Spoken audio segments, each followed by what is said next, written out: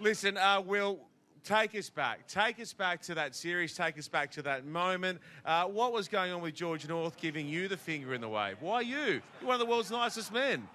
Well, everyone talks about how amazing it was. I didn't think he was that bloody good. I thought he was a bit of a prick for the whole finger pointing. But the funny thing is, he said after the game or somewhere that he'd apologise, and I still haven't received that apology. So, if he's watching, I'm waiting. But no, look, he was amazing in that series. That was just one of the brilliant tries that he scored, and I think a lot of their success was built off the back of his performances over that series. I think he thought you were faster than you were, and he was going to hand you off.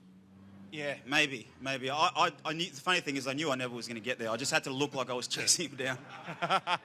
And of course, that first test was on one action, and it was the fact that Kurtley Beale had mouldeds instead of screw-in boots. What about the ending?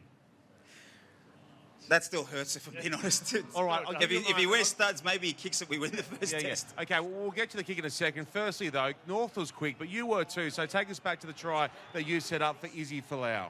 Yeah, all the talk around the series, it's once every 12 years. And so I remember thinking to myself in the preparation and the build-up, I'm going to make the most of this opportunity. I'm not going to play within myself and be shy in terms of my performance out there. And I remember the most interesting thing about that try was it almost happened in slow-mo when we got the penalty. I remember looking up and seeing that there's space to take advantage of this opportunity. And in slow-mo, there was this voice in my head saying, this is that moment you're talking about. You can make the most of this opportunity, take advantage of this opportunity and live up to what you said and go for it, or take the easy option and kick for touch. And then it's like it snapped out of that, and then it was automatic, take the quick tap and go. And so I was so proud of this moment, but just so proud of myself in terms of living up to the expectations that I set for myself for that test series. Well, that's pretty cool, isn't it? Really that's pretty cool. Yeah. Insight into and a reminder, Georgie, that you would know that in test matches like this, the epitome of your career, especially if you're a Lion, grabbing the moment, the pressure, finding your way to be in the zone and perform. I just wish I had that much thought process. I just went out there and just. Well, the funny thing is, hit someone. Hit something. It was really funny because it just sort of went in slow motion. Do you know what I mean? And then it snapped out of it, and then you just take advantage of the opportunity. But yeah, it was definitely a moment that I remember with great fondness. So set the scene for us late now in that first test in Brisbane. Take us back, and maybe this can be cathartic for all the Wallabies fans here in Brisbane. Maybe it will. Maybe probably won't. I just remember when we got the penalty up the scrum, thinking he's going to kick it, we're going to win. And it's unfortunate. It doesn't come down to that one error, but maybe if you wore studs, we'd be having a different conversation. No. Look. Yeah, look. He actually came off the bench and played really well for us. He made such a positive impact. He kicked his goals all up until that point, and so it doesn't come down to that. But it obviously is a key talking point over that series as well. I blame the groundsman. You blame the groundsman? Yeah. You see the state of that pitch? Probably shouldn't have watered the pitch like Andy Farrell says. Yeah, we're good at that. So we narrowly go down, as we sure is in us Wallabies fans and ex-Wallabies and Wallaby players, in the first test. And then we go ahead to Marvel Stadium. But before we get there, there's a lot of contention because the British press and the Lions management go after our skipper.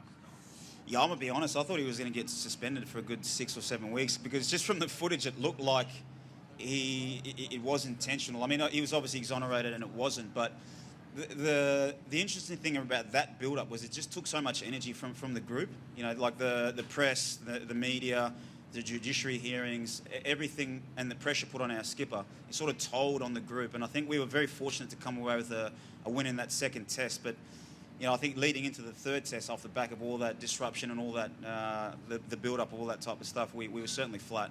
And not just that, we know you're a sushi train guy as opposed to fast food, but we had the photo of the boys in Hungry Jack's. That's an ideal prep. What was going on? Jesus. 4 a.m. Sabotage from a Lions. I'm trying to figure out which one's is James O'Connor, if he's the bloke in the middle or not. What did that do internally to the group? Anything? To tell you the truth, I remember hearing about it and it didn't bother me because a lot of the times it was a Tuesday night leading into a Wednesday, which is the day off, and a lot of the times guys, they're up late playing video games or watching movies or doing whatever anyway, and those boys just happened to feel like a bit of fast food and just went out for a walk and took a photo with some bloke, So I didn't think that there was a big deal. It was a big deal, but I do understand from a preparation perspective, is it the best preparation to be having Hungry Jacks and being out on the streets at 2 a.m? So Who hasn't wanted that? Well, no, I do question. You know, we're all involved in a sport where we love our players to be grounded and stay normal and all that sort of stuff. And then as soon as something like that happens, we go, oh, what the hell are they doing? You know, so there is a counterbalance to it. I don't quite get it. I mean, James O'Connor did something in France that was far worse, and but we won't go into that. Allegedly, yeah. Let's just talk about Whoppers instead. All righty. It didn't seem to matter in the terms of the result, though, Will, because it's a big win, not on the scoreline, but in terms of heart for the Wallabies down at Marvel.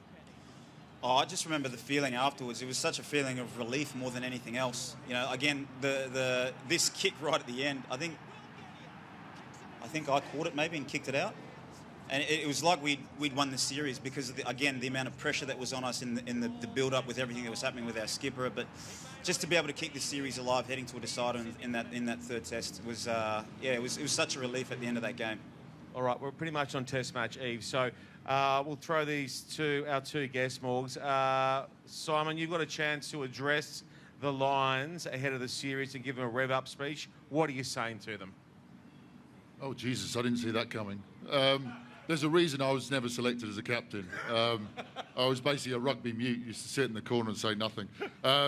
No, look, I think they've got the game, they've got the personnel. I think they just sticking to what they know best. I think one of the things that came out the other night was that they actually reverted back to a bit of hard yards rugby, earned the right to go wide. I think it worked incredibly well for them. You saw a few times guys picking the ball up from the middle of the ruck and running through. That's because the Australian defence is so worried about the threats out wide. So I think, I think that would be my tone. Will?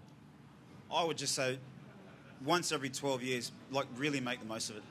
You know, all the tactics and technical stuff aside, really embrace the moment, really go after, really express yourself, and don't live with regret afterwards, because you might not get another opportunity unless you're someone like a James O'Connor or a James Slipper.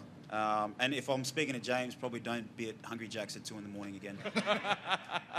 Lock him in his room. Well, he's got his second crack at it, so hopefully he's learned his lesson. Will definitely have learned it. Before we let you both go, you speak about how hard it is to get a crack on a Lions tour. So Simon Shaw, you played 1997, you played 2005, you played 2009. But perhaps the most iconic highlight of your time in a Lions jersey was where and when, and can you take us back to this moment on the big screens at the Regatta Hotel? Jesus, seriously? Yeah, it's coming. Yep. Have you got it? It's coming. Oh, I'm quite relieved. Go on, Sean. Oh, the dummy. Oh, you think it, man? Look at him go. That's not in slow-mo either. That's not in slow-mo. Yeah, I thought you were referring to the '97 tour where I dressed up as a sort of Simon Cowell, Freddie Mercury love child. No. But no, this was. I thought I'd buried the Freddie Mercury thing on this tour when I did that run. Unfortunately, I didn't go all the way and score the try. But you come in after an event like that as a second row and you think, I've done something pretty special in the shirt now. You know, I've filled the shirt. That's what you want to do. And I came into the change room and you think, you know what it's like. You've had a good game. You think there's going to be so many messages on my phone saying, you're unbelievable, the dummy was exceptional, the sidestep, blah, blah, blah. I had 20 messages saying, you look like a f***ing demented giraffe.